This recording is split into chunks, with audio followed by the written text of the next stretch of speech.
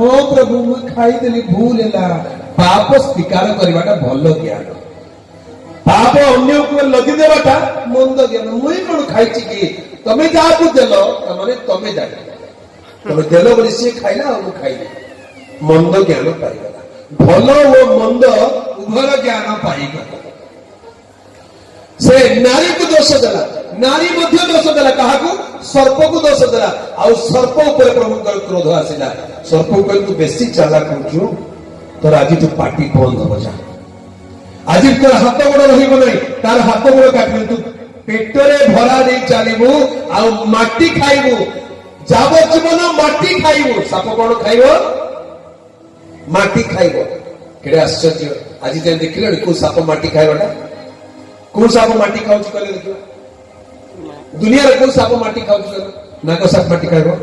Dhamna shop माटी खाइबो चिता shop की चिती साप माटी खाइबो बोधी साप माटी खाइबो आ की साप अजगर साप माटी खाइबो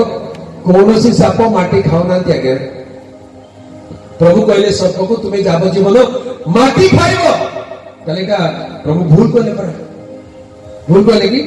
प्रभु भूल कहले आंदे एटा साप बोली कहू कहू साप को नुहे साप भीतर थिबा शैतान को कहले तू माटी खाइब ए माटी बोली कहले कौन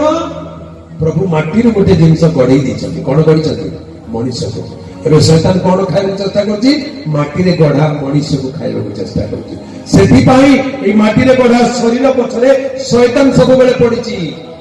हालेलुया ये एमती फोन रे केमती रहउछि यार गुड़ टिके भांगी देबा ये एते सुंदरी केमती हला या को टिके डिसेंट्री कर देबा लोक माने कोन आंती कि नहीं नजर लागि जिवो नहीं कि पिला मन को कळा तो पकाई दउचंती काळे कार नजर लागि जिवो केमती नजर लागिवो नहीं बेसी सुंदर होई जिवो बोली कहले पुनी कहीं चिची नजर लगी इसलिए कौन है अरे सुंदर को सुंदर बोल कर नजर केमती लागिला असुंदर बोल कर तुम खराब बोल मोर पिला पुनी असुंदर एमती कह देला स्पेसी सुंदर बोल कर तू करछ कोन उठा माटी शैतान पछरे पड़िछि माटी को खाइबा पाई तमर शरीर रे रोग काहे के आसुछि भीतर भीतर खाई जाउछि सुगर बीमारी जाको हे गला लोक मान कहउछथि सुगर बीमारी गोटे दीमक बोले उई परी भीतर भीतर दुर्बल कर देबो आगे बाहर बेसी मोटा मोटा भी देखा जाउथिबे मात्र सुगर थिबा लोक केते बेले पड़ी जिवे जण नै भीतर भीतर उई खाई दिबा काठ परी उई खाई दिबा काठ परी बढ़िया देखा जाउथबो भीतर जे उई खाई देला टिके पवन असले के टिके धक्का मारले पड़ी जिवो उई खाइला परी मनुष्य को भीतर भीतर रोग आज खाई देउछि कैंसर विभिन्न प्रकार रोग अच्छे शरीर रोगग्रस्त हो गला एटा कोड आसिला एटा शैतान खाउची भितरे भितरे आगरे आग काल लोक मान कहउथिले कि कोन बोली कहउथिले ताकू देवता खाइला रे देवता खाइला बोली कहउथिले देवता केमती खाइ ए देवता किए ए शैतान रूप देवता का मनुष्य पछरे पड़िछि शरीर रे रोग अनुची मनुष्य पछरे पड़िछि मनुष्य खाइबा को चेष्टा करूछि गोटे पिला को भूत लगी गत 2 सप्ताह तले मु गोटे गाँ को जाइली कि गाँ ना पास दारिंगबाड़ी पाखे से गोटे गाँ अच्छे से मीटिंग थिला ब्रह्मरबाड़ी पाखे गोटे मीटिंग थिला ब्रह्मरबाड़ी मीटिंग थिला एमती मीटिंग थिला आ से वाक्य विषय प्रचार थिला 2 घंटा प्रचार दिन बेले कहले आगे 2 घंटा रो कम ले हमें मानिबु नै अपबु नै 2 घंटा ऊपर का प्रचार है ठीक है तुम सुनो प्रभु का वाक्य सुनिले वाक्य शुणु भीतर शैतान रही पाला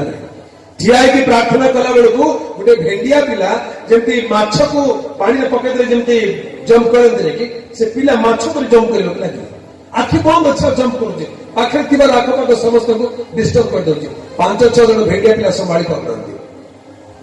प्रार्थना सरला पर स्टेज सामने को आने कौन आगे ये कौन एमती हो दुष्टात्मा अच्छे प्रार्थना करे बाकू जोर को इतने रागी गला तार वीडियो में थी देखे तू काहे के असले ठीक बोले पचार तू काहे के असले तू जानि दे तू काहे के आसे छी बोले कर नहीं तू काहे के असले मते कष्ट दे पे काहे के आइलो तो ते छोड़या पे छाड़ दे या को छाड़ भी नहीं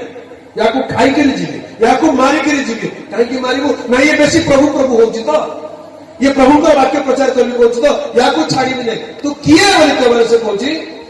मुई बाहिनी बोली कहे प्रभु भयंकर बाहिनी बोली कहले गोटे प्लाटून गोटे दल ता भितर पशुन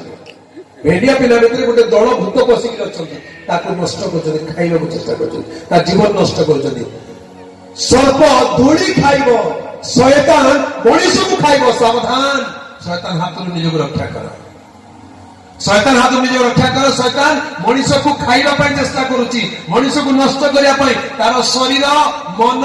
आत्मा प्राण सब को नष्ट करिया पई शैतान चेष्टा करूची किंतु प्रभु कहले नारी को कहले तुम्हें कष्ट रे संतान प्रसव कर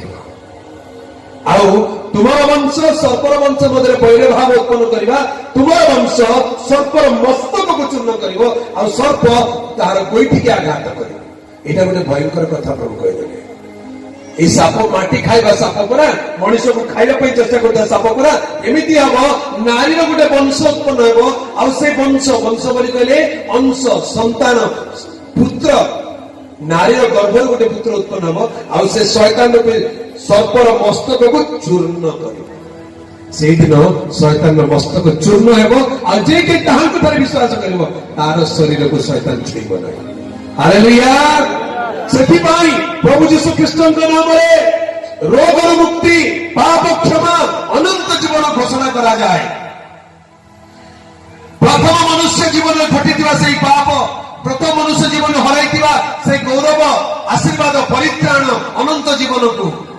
फेरी पाइबा ईश्वर गोटे कार्य कले मनीष पापी हो गला उलंग हो गला दुर्बल हो गला शैतान अधीन हो गला एबे उलंग मनीष को प्रभु दंड देले कहले एबे आउ उद्यान में रहिबो नाही कारण जीवन वृक्षर फल अछि ता खाली अनंत जीवी हो जीव अनंत काल पापी हो जीव उद्यान में बाहर कर देले बाहर कला बेले प्रभु गोटे कार्य कौन कले मनुष्य निमंते चर्मर पोशाक प्रस्तुत करी मनुष्य को पिंधाई देले केमितिया ड्रेस पिंधाई देले चर्म पोशाक लेदर कोट लेदर लेदर चमड़ा रे गोटे कोट बने के पिंधाई देले हेले कि प्रश्न उठुची को चमड़ा रे बने थिला के सेटा को चमड़ा रे बने थिले हरिण चमड़ा बने हितो नै कि नाय बाघ चमड़ा रे पिंधाई थिले को चमड़ा रे पोशाक पिंधे मनुष्य को प्रभु तार लज्जा निवारण करने बाइबल रे आदि पुस्तक रे लिखा जाए प्रकाशित वाक्य रे लिखा जाए 13 पर्व 8 पद लिखा जाए पाप रे पतित मनुष्य उल्लंघन मनुष्य लज्जा को निवारण करने परमेश्वर गोटे बलिदान कले कौन कले बलिदान कले से बलिदान कौन प्रकाशित 13 पर्व 8 पद जो मानको नाम जगतर पतनावधि बलिकृत मेष शावक जीवन पुस्तक लिखित होई नाही जगतर पतनावधि बलिकृत मेष शावक जगतर पतनावधि कहले from the foundation of the world पृथ्वी आरंभ रे गोटे बलिदान होईची जगतर पतनावधि बलिकृत मेष शावक के बलिकृत हेले मेष शावक मेष बोली कहले कोन मेंढा शावक बोली कहले छुआ तामाने प्रभु गोटे मेंढा पिलार बलिदान करी मेंढार चमड़ा मेंढा छुआर चमड़ा काढ़ी एमान को पोशाक पिंधि गले हेले प्रश्न उठुची ए मेंढा छुआ सान छुआर पोशाक चमड़ा केमिति एमान को ड्रेस हे गला तमे जो मेंढा बोली भाबुच सेही मेंढा नहीं सेटा होची चार गुडिया मेंढा सेही मेंढार चमड़ा नहीं प्रभुंकर मेंढा हालेलुया वाक्य लिखा जाए जोहन 1 पर्व 29 पद को आस जोहन 1 पर्व 29 पद को मेंढा छुआर चमड़ा रे प्रभु मनीष लज्जा निवारण कले तहियार दिन से यीशु को निज पाखक आसुथिबा देखि कहिले एही देखो ईश्वर को मेष शावक जे जगतर पाप बही नहीं जानती आमेन हालेलुया एही देखो ईश्वर को मेष शावक गोटे मेष शावक सेटा मनीषर मेष शावक नुहे कि जगतर मेष शावक नुहे मेंढा छुआ नाई ईश्वर मेष शावक तामाने पृथ्वीर मेंढा को बलिदान करना स्वर्गर मेंढा को बलिदान कर हालेलुया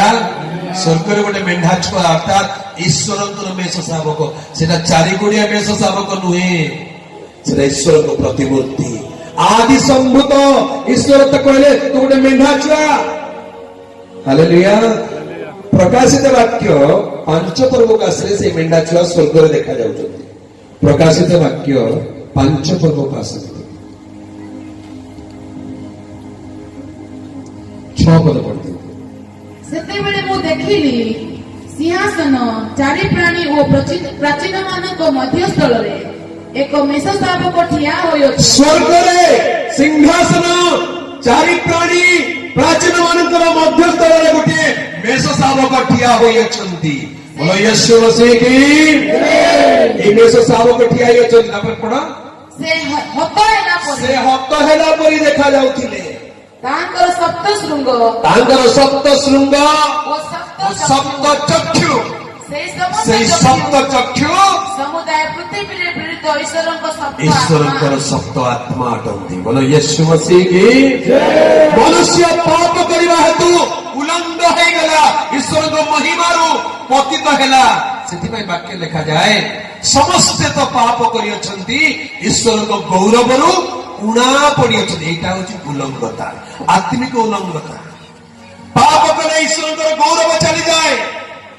लज्जा देखा जाए उलंघ देखा जाए मनुष्य पाप करिबारु गौरव रहित हैला। आउ परमेश्वर कोन कले चर्मर पोशाक पिंधाइले। से चर्म कुआडु आनिले जगतर सृष्टिर गोटे चर्म नुहे ईश्वरंकर मेष शावक जगतर पतन बधी परिकृत। आ प्रकाश वाक्य 5 पर्व 6 पद देखा से हत हेला परि देखा जाउथिले अर्थात सेही मेष शावक हत हेले जगतर मेंढा प्रभु मारि नांती। हालेलुया। जगतर मेंढा मारिकरी तार चमड़ा पिंधे नहांती। सेथिପାଇଁ मनुष्यर परित्राण जगतर मेंढा रक्त हुए नाही। पढ़ी दियंतु प्रथम पितर 1 पर्व 18 और 19 पद पढ़ी दियंतु। ଯେଣୁ ତୁମ୍ଭେମାନେ ଜାଣ ଯେ ତୁମ୍ଭମାନଙ୍କ ପିତୃପୁରୁଷ ମାନଙ୍କ ଠାରୁ ପ୍ରାପ୍ତ ପରମ୍ପରାଗତ ନିରର୍ଥକ ଆଚାର ବ୍ୟବହାରରୁ ରୂପା କି ସୁନା ପରି କ୍ଷୟଣୀୟ ବସ୍ତୁ ଦ୍ୱାରା ମୁକ୍ତ ନ ହୋଇ ବରଂ ନିଖୁନ୍ତ ଓ ନିଷ୍କଳଙ୍କ ମେଷ ଶାବକଙ୍କ ସଦୃଶ୍ୟ ଖ୍ରୀଷ୍ଟଙ୍କ ବହୁମୂଲ୍ୟ ରକ୍ତରେ ମୁକ୍ତ ହୋଇଅଛ। आमेन। हालेलुया। निर्दाग निकुंत निष्कलंक ईश्वरंकर मेष शावक जगतर मेष शावक नुहे। जगतर मेंढा बळी देले परित्राण मिलिब नाही। जगतर मेंढा बळी देले परित्राण मिलिब नाही।